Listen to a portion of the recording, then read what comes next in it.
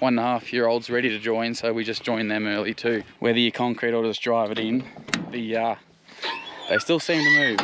Then we just come along with this little thing. It's going to be a little bit difficult with the because it's a little bit hilly, this, and you know that sheep aren't going to get out of the paddock for at least 6 months. Good morning, everyone. What's happening? It's a very foggy morning here this morning. Only found these girls by hearing them. Yeah, just came down to check them. You can see we marked them the other day, put some tags in their ears, and there is still one left to calf, but she's taken forever, and I wanted to move them into a new paddock, so we took all these ones back and marked the ones that were there. And yeah, when this last one gets marked, when this steer and the dry cows go, we'll just mark him then. So she still hasn't calved, so I don't know what's going on. I didn't think the bull was in for this long, but I was in the UK when he was taken out. I can't remember when it was. We've actually had, what is it today? Friday. It's Anzac Day today, and we had 57 mils on Tuesday, Wednesday. So Monday, Tuesday might have been. So yeah, came in from the coast, and when rain comes from the coast for us, we generally get a lot of rain. So yeah, very thankful for that.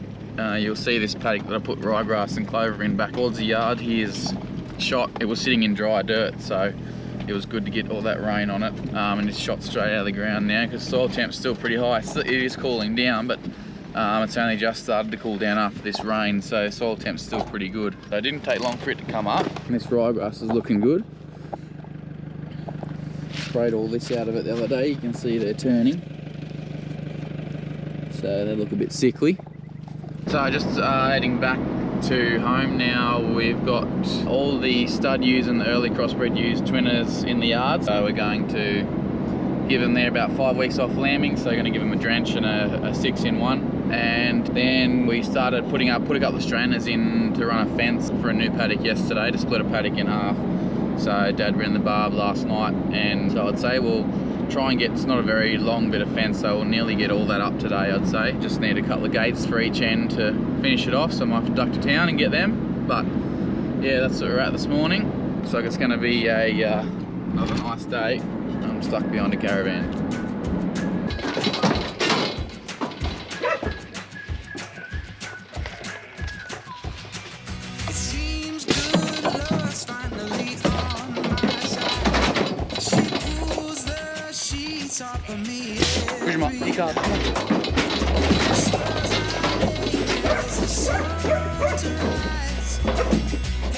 She brings me back to life. I got you, honey, and you got me. Charlie, come here. Charlie, come here.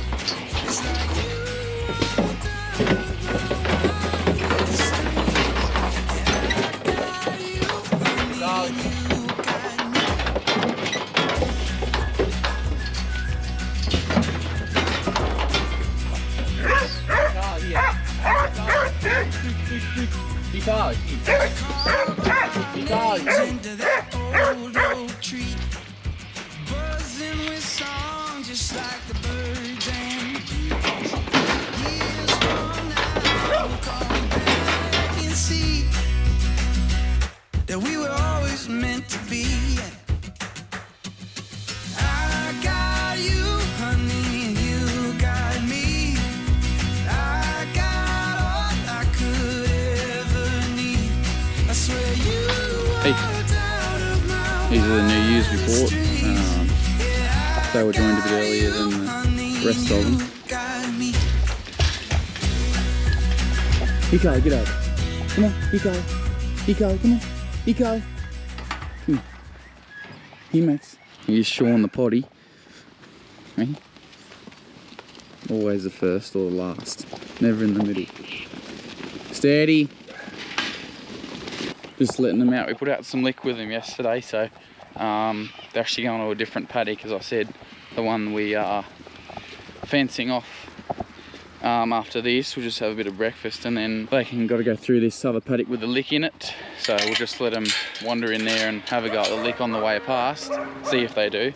Sometimes they do, sometimes they don't. I don't know where they're going. Hang on girls, let me get in front of you.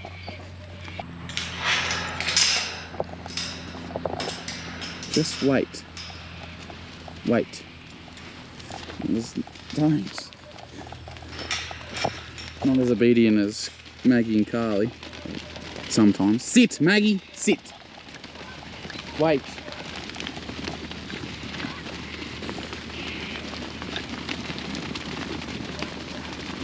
Steady girls, steady.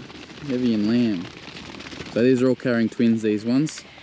We're obviously we've preg scanned them.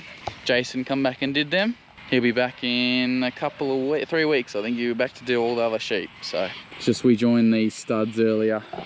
We joined the studs earlier just because we've got to get the rams obviously big enough for our sale. And I've got something in my eye, it's been annoying me all morning. Yeah, we've got to join the studs earlier because, you know, obviously to compete with everyone else. So, and then those crossbred ewes we bought, and they were in good nick, and 1.5-year-olds ready to join, so we just joined them early too. So they're in line with the studs, and then the rest of the ewes will lamb. These will be mid to end of May, they'll start, and then the rest will be end of July, August. So, here, Carla, come here. Oi, middle. Sit. Yeah.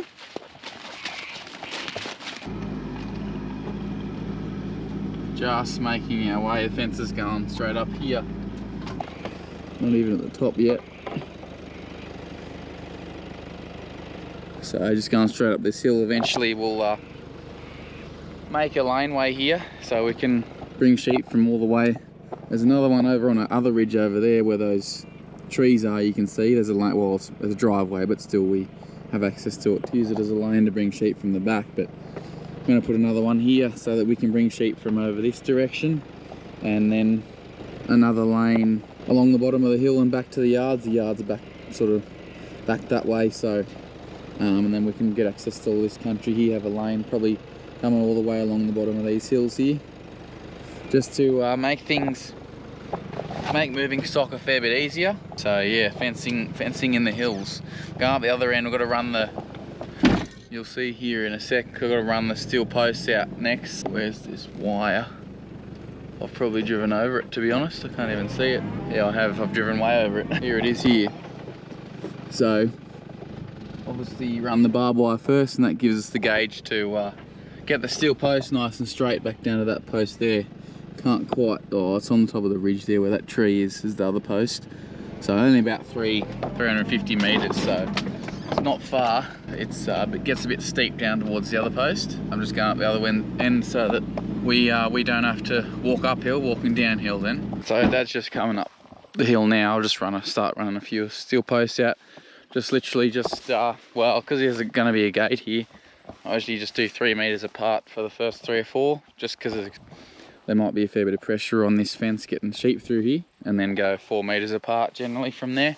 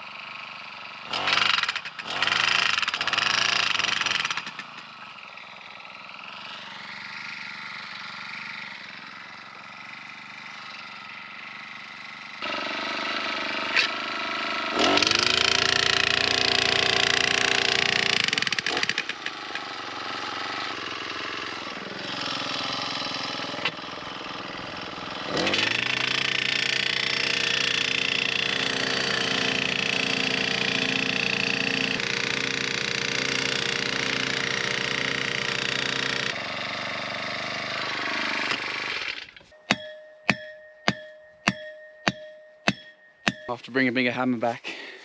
We chop and change a bit whether we concrete or just drive posts in. But when we do drive them in, we just drive depending on what sort of soil. just drive a steel post on the angle in and then weld it to the post, just to minimise the risk of it popping out. It doesn't seem to matter what sort of post you put in, whether you concrete or just drive it in, they still seem to move. So go do the other end. So Dad and I have run all the wire, well, all the one barb and 2 planes. Going to go back and have a bit of lunch now, and then I'll come back probably by myself. Dad's got to do a bit of book work and run the hinge joint out and straighten it up and clip it, and that'll be it done. So we should get all this done today. The only thing, I just got to bring another couple of tie downs in, which is the things to in the low spots where the fence comes down to the post. If you don't put a tie down in sideways, the post will just lift out of the ground. So I didn't quite have enough to do all of them, so I'll bring a couple of them out. And then yeah, I'll have to, it's public holiday today, it's Anzac Day, so I can't go and get two 14-foot gates, but there's one I can get that's not being used, but I don't have one for the other end, so which is a bit annoying. But tomorrow I might duck into town in the morning and grab another gate and then come out and weld both of them on, and then it's done then. Should be good. Eventually we'll have a laneway down here. Probably, it won't be that fence there, that's the old fence. It'll go sort of straight along here and down the bottom of the hill and then across and then over to the yards, which are back over that way. And then have another lane at the bottom of these hills coming all the way from across, because we go all the way, the loosens all the way over. You might be able to just see the top of the bales over there. So it'd be good to have a laneway coming all the way across to the yards then. There is one laneway over there going to the cattle yards. I'm probably talking a bit too much here, but there is settled cattle yards down that way, and there is a laneway from the back going towards them, so we can also hook into that one a bit and utilise that a bit more than we are, because that 300 acres over there we bought, I don't know how long ago that was, maybe 6 or 8 years ago I think it was, well probably a bit longer than that, and yeah, it already had the laneways on it, so which is handy. But yeah, just trying to get an idea of laneways, just being just making it a little bit more efficient at moving sheep, instead of having to, you know, go ahead every time and shift sheep out of the road when you're moving through paddocks. A bit easier on Carly. Hey.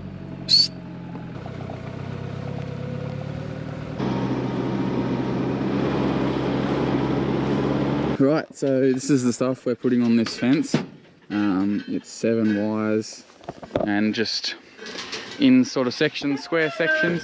So you'll see what I mean when I get up a bit further, but yeah, we literally just tie this to the post and then drive down the other end. There's about 200 meters in each roll, and this is about 300. So we'll have to just stop and join it to this one when it runs out. But yeah, and then we just clip the fence. Then we just come along with this little thing and clip it to the fence like that. It just creates a little, you'll see in a sec when I unroll this and tie it to the fence, but yeah, works pretty well. Good sheep fence. Yeah, you sort of really need this stuff for sheep, really. It's the best thing. Obviously a lot of people will just run 7 barb and a plane, or 6 barb and a plane for cattle, but for sheep, yeah, we need to use this stuff. This stuff is more effective.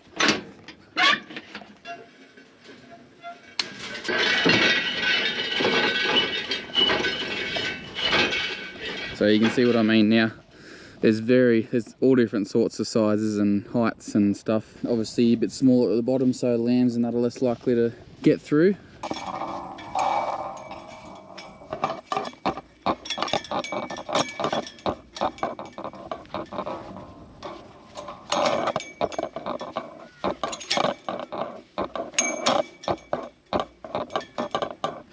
There we go, now we've got that tied off to the post.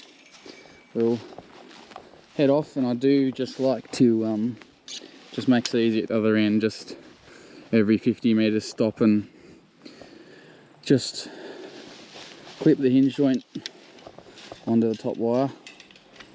Just makes it easier then when you're straining it up. You haven't got to worry about it getting all caught and stuff. So yeah, that'll be the finished product once it's tightened up.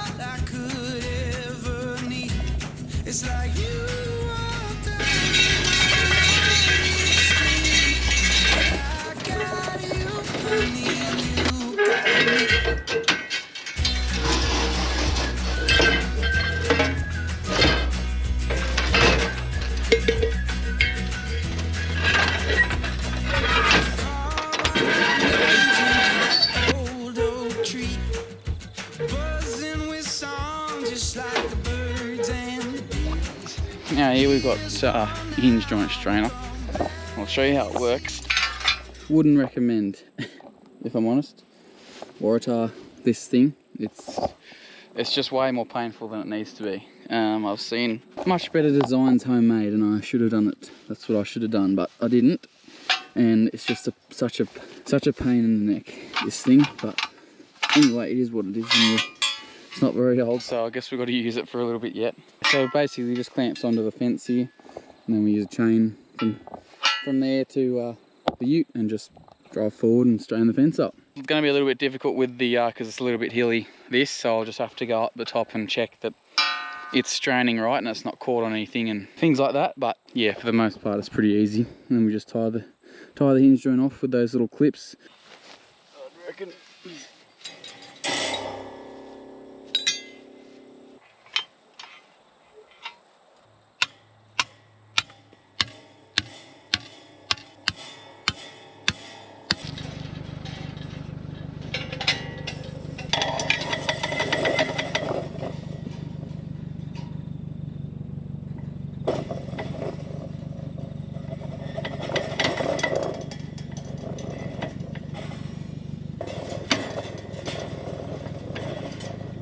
So it feels alright down here, well it feels good down here, like I wouldn't go any tighter, but we just got to go up over the hill and make sure it's not doing anything silly over the top there. So we're just about up to the other end here.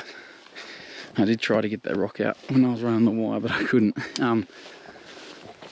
It's pretty good up here, so obviously it's a little bit looser than it was down the other end. Thing is, like over time obviously this is going to tighten up, this is going to move that way a little bit and tighten up here. So you want that end a little bit tighter than you probably would like it. Over time it'll just sort of even out across the whole fence. Not so much where it's straight and flat, but on these hills here, you sort of got to account for that a little bit. I'm pretty happy with that. I might go another one. Tell you what, there's not much more satisfying than looking at a brand new fence. Once it's all clipped up, it's nice and neat, and yeah. And you know that sheep aren't going to get out of the paddock for at least 6 months. By then there's probably a wombat or something dug a hole under the fence, and then sheep will find that hole and they will go through it. But we'll get 6 months of coverage anyway. So yeah, I'll just give it another little pull. Just now that I've shook the fence up there a little bit, give it another little pull, and then we'll tie it off.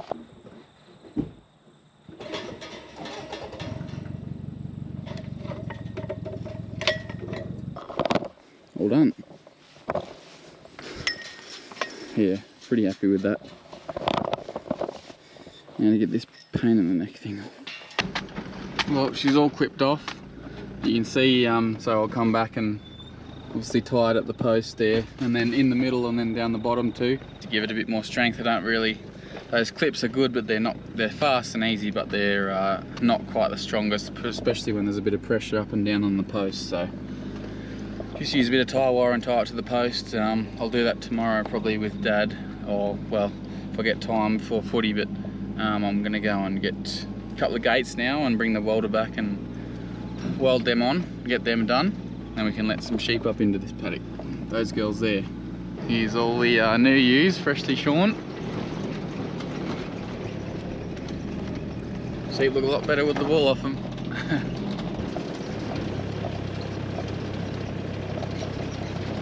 One gate acquired. You right there, Max? Max. 2 gates acquired. Right, on to the next one. This is the easy one. That other one was a pain in the neck. Hey? What do you reckon? Sit. Sit. Thank you. Yeah, we were always meant to be. I got you, honey, and you got me. I got all I could ever need. I swear you walked out of my wildest dreams. Yeah, I got you, honey, and you got me.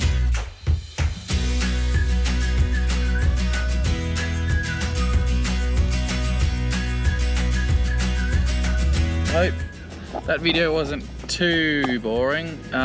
Probably for a lot of Australian watchers, it just would have been me putting up a fence, me and Dad putting up a fence. But I know overseas, fences do vary a lot, and especially in the UK, you don't see many of them at all, and I wouldn't think in America either, so maybe to a few foreign people it might be a bit interesting. But that's just sort of a very standard fence in Australia. A lot of the fences over here are like that, so thought it might be a bit interesting to someone anyway. But I might leave that one there. Hope you enjoyed it nonetheless, and with that, we'll catch you in the next one. Alrighty, see ya, bye. I swear you walked out of my wildest dreams.